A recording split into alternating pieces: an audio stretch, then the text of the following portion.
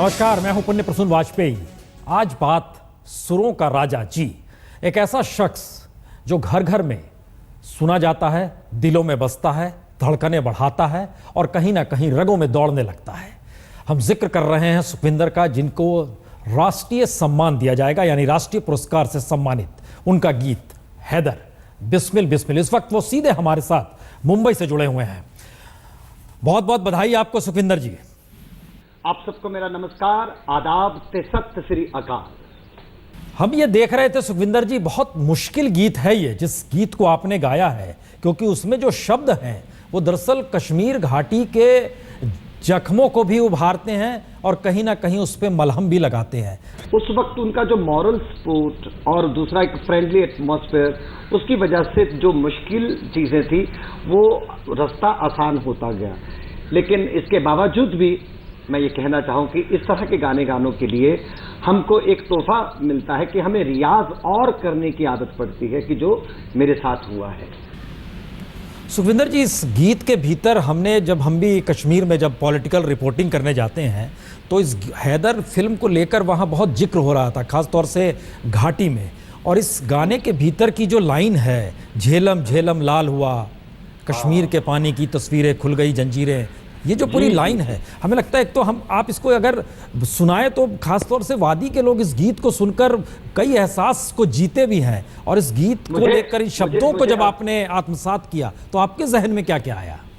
मुझे अभी भी याद है कि जब ये देखिए मेरे रोंगटे खड़े हो गए, आपने जो बात याद दिलाई है कि उस वक्त गुलजार साहब सामने बैठे थे और विशाल भारद्वाज जी, तो जब ये लाइनें आई जेहलम जेहलम, तो वो उन्होंने कहा कि इसका सिनेरियो सुखविंदर ऐसा है कि इसमें दर्द जो है वो उभर के पूरे चारों तरफ फैल जाना चाहिए। अभी भी आई रिमेंबर, जेहलम जेहलम लाल लाल हुआ, लाल लाल हुआ, लाल लाल हुआ, लाल जेहलम जेहलम लाल लाल हुआ, लाल लाल हुआ, लाल लाल हुआ, लाल। अरे बिस्मिल बिस्मिल बुलबुला बिस्मिल, अरे मत मिल गुल दे मत मिल, हो बिस्मिल बिस्मिल बुलबुला बिस्मिल। ये चार्मिंग भी है ये गाना, कहीं से अगर मुश्किल है, लेकिन इसकी जो परफॉर्मेंस है या जो इसका कंपोजिशन का तरीका है और इसका लिखने का जो एक ढंग है, और बड़ा खूबसूरती से पिक्चराइज किया गया, और शाहिद कपूर ने जो परफॉर्म किया, हर चीज इसकी बड़ी नायाब है।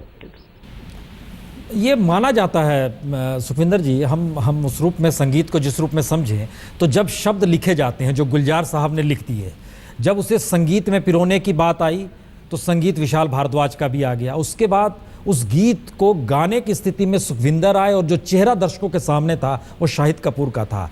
एक पूरा एक गुलदस्ता बनता है एक गीत इस रूप में। सबसे महत्वपूर्ण क्या होता है, या किसी भी चीज के बिना कुछ भी अधूरा है? एक्चुअली हमारे सिनेमा का हर एक पहलू जो है वो बहुत इंपॉर्टेंट होता है सर।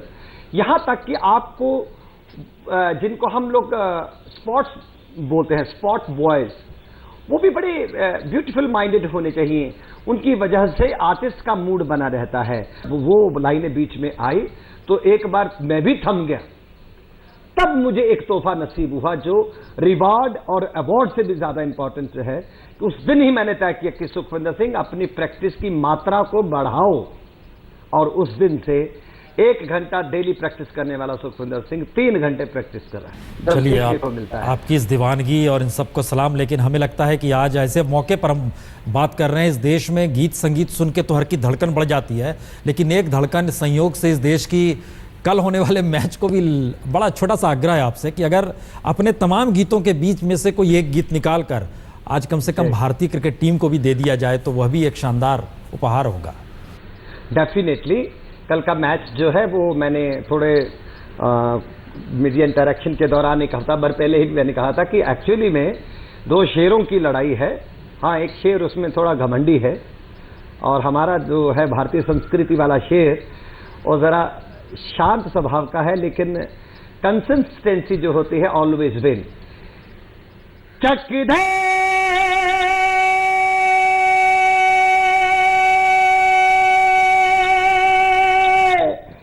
चक दे इंडिया,